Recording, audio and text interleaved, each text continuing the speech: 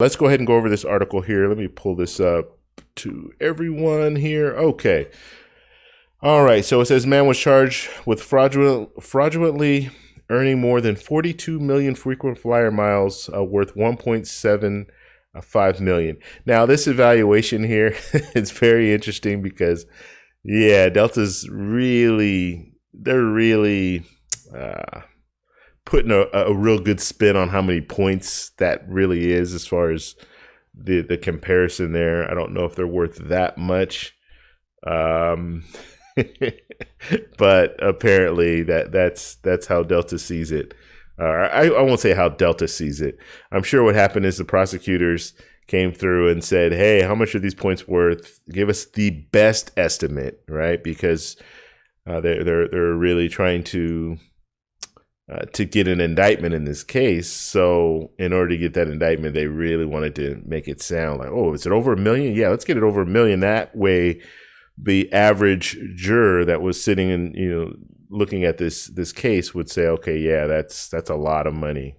That's worth a lot of money, I guess you could say. If it was under 1 million, then people would probably be like, well, how do you really?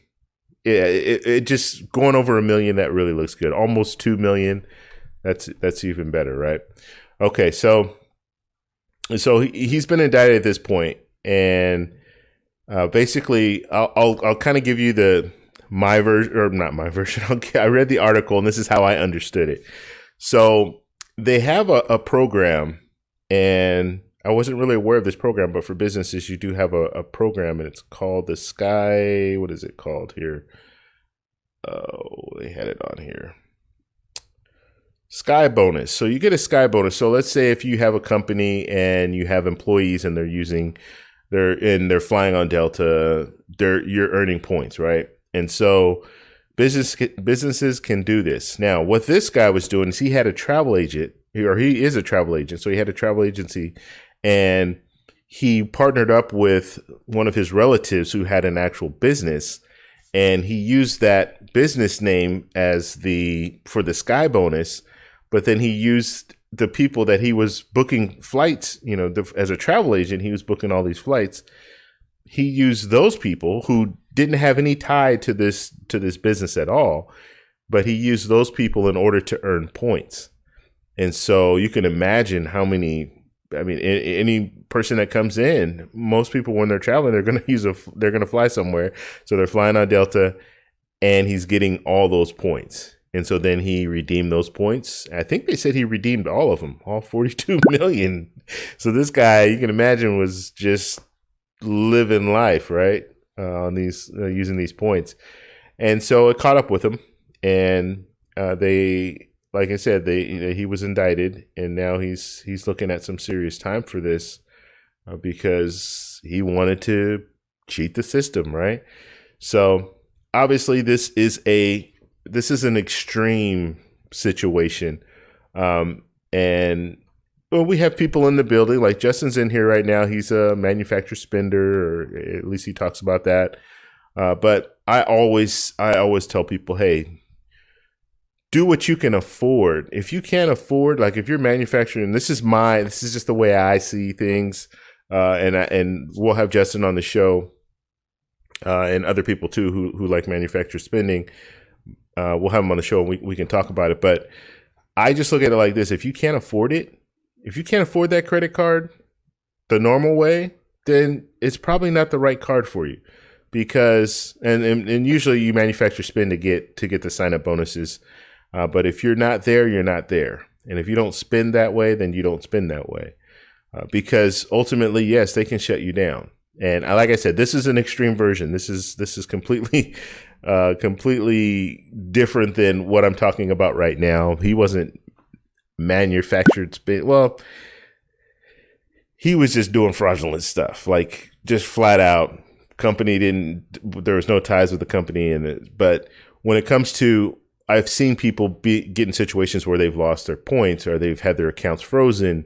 And one of the reasons for that is manufacturer spending, because these credit card companies, if they're onto you, they're going to shut you down because it's a business. And if they're just giving out sign up bonuses, and you're doing things that are, aren't like what a normal person would do, then yeah, they're going to shut you down. So I always tell people, just you need to be careful with that type of stuff, because if you, first off, you're getting credit cards, so that's one thing. How you handle that is very important too. So if you get a variety, let's say you over 2-year period you get 50 credit cards. Well, is that healthy? Like, is that a good thing to do? Probably not, right? I mean, you're not going to use all those credit cards. So you have all these credit cards. Are you going to cancel them? Are you downgrading them all to 0 annual fee cards?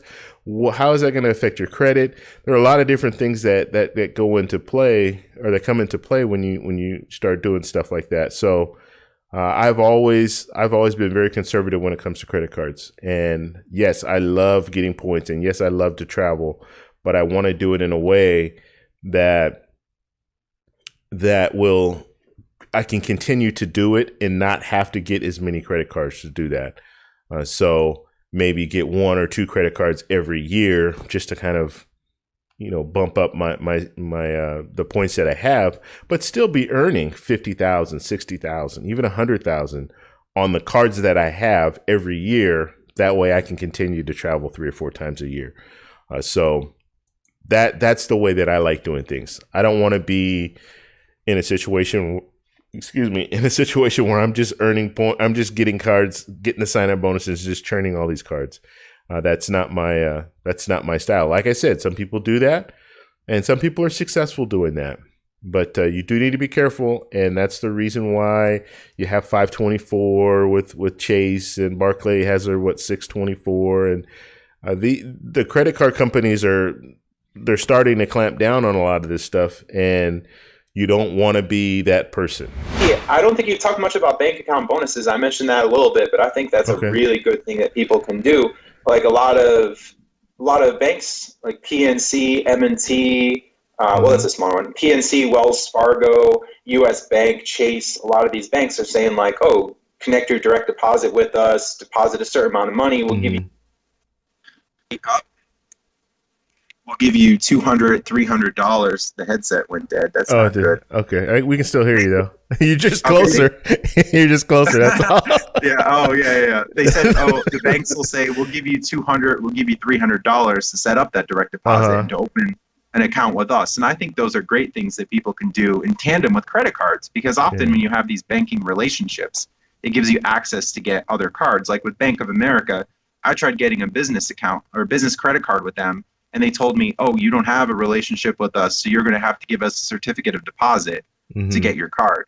But if I had a banking relationship with them, then I could have skipped that step. Got it. And I think it's easier chances of approval as well. So bank account bonuses, like you open a new bank account every 2-3 months, an average of like $300. That's an extra like $1,000, $1,500 in your pocket. Yeah, no, you're absolutely right. Yeah, we don't talk about that. I don't talk about that much. I've actually done that. I've used a few of with Citi. I did it twice. Citi has you know what? They haven't sent me those promotions. I think they were sending them to me because I had the Citi Premier card at the time. But one mistake that I made is I canceled that card after I hit the sign up bonus and everything. I should have kept the card open, but that was the first card I ever got. So mistake made. But they were sending me from time to time. They would send me, or twice a year, they would send me, "Hey, sign up for a checking account, go through these little steps, and we'll give you 60,000 points, and you can use it for your Advantage, as at the Advantage airline or the Advantage program with American Airlines, or you can use 50,000 for the Citi Thank You points." And they did that. I did it twice. I actually did it twice and got that bonus. Oh, you're a churner, Tech. You're a churner. I'm a churner. No. Hey, they offered it, and but you have to put a deposit in. It's like $750 or $1,000. You have to put in the account, then you have to do the deposits, and then there were a few different steps you had to jump through in order to get it. But yeah, I did do that. Not that big of a deal to do. Maybe you're in France or you do it online for like 30 minutes. It's well worth it. And Chase sends me this all the time. I still haven't jumped on Chase's. I need to do that, but they send it. It's like $300 or $500 worth of value for opening up a checking account. So those are very low hanging fruit, I think, especially if people already have a direct deposit and you could just put it right into that bank to meet the requirements. Like, what is your current checking account doing? What is your current bank account doing? If it's doing nothing for you, why are you keeping the money there? Go somewhere else and just move between these banks, and you'll have relationships, you'll have offers, you'll get certain promotions. It's good to move it around, some extra money in your pocket. And that works really well with the credit card game too, especially if you're using a 0% APR business cards. You could leverage that 0% APR to fund some of these accounts. So there are a lot of ways to do that. But be careful. Yeah. 0 APR, be careful. It'll come up on you quick and you're like, I gotta pay this all off. So let's talk a little bit about cards that are on your list, like in the future, any cards that you're considering getting, and why are you considering getting those? So right now I'm kind of in like a hold state because I actually got the Avianca card for me and my wife with the 60,000 miles. Okay. Because I have some plans to use those. I'm actually the refreshed AMX Green card that's supposed to be coming out, I feel like months ago. I'm waiting because if the rumors are true on that with a $95 fee with Amazon Prime, that's totally going to be there because I have a Prime membership anyways. That's going to save me money per year. Yeah. And I am a membership reward fan. Just for me, this is going to start off probably an argument with people. I think membership rewards is a better currency than ultimate rewards when it comes to airlines.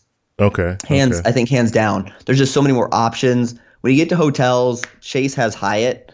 And I think I'm on the record saying if Chase ever lost Hyatt, Chase plummets. Just because they're just so good for that reason. Outside of that, I mean, with membership rewards, they're just so versatile for airlines. Yeah.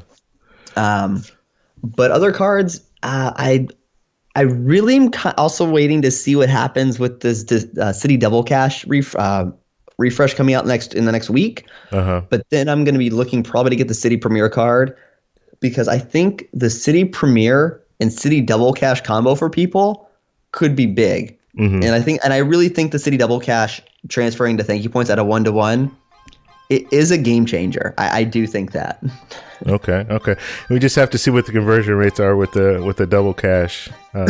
I'll tell you, I reached out to them. Oh, you did? I posted this in a couple of groups too, in my Facebook group. And the rep through Twitter, and the guy was responding like crazy to my stuff. He did say it'd be 1-to-1. Oh, okay. So I'll wait for it to come out officially, but like I'm feeling pretty good 1-to-1. Cool.